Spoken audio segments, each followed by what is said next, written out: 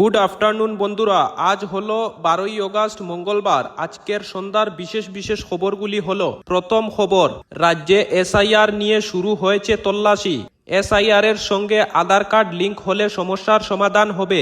আসামে চর এলাকা সহ বিভিন্ন স্থানে অনেক মৃত মানুষের নাম রয়েছে ভোটার তালিকায়। বিয়ে হয়ে অনর্থ চলে যাওয়া লোকদেরও নাম রয়েছে ভোটার তালিকায়, সেটি কর্তন করা হয়নি। সেই সব এলাকায় আবার 100% বুটও পড়ে। তাই ভোটার তালিকার নিবিড় সংশোধনী সমর্থন করে ভোটারের নামের সঙ্গে আধার সংযুক্তির দাবি করেছেন মুখ্যমন্ত্রী ডক্টর হিমন্ত বিশ্ব শর্মা।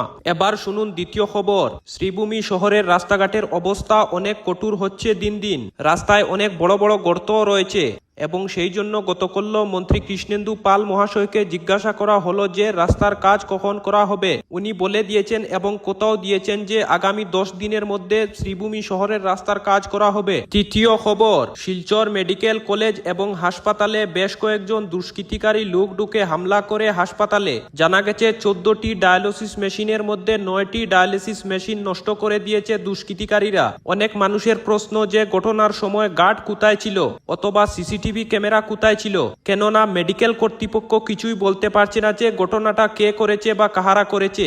অবশ্যই সঙ্গে সঙ্গে এফআইআর করে দেওয়া হয়েছে। এই ছিল আজকের বিস্তারিত খবর।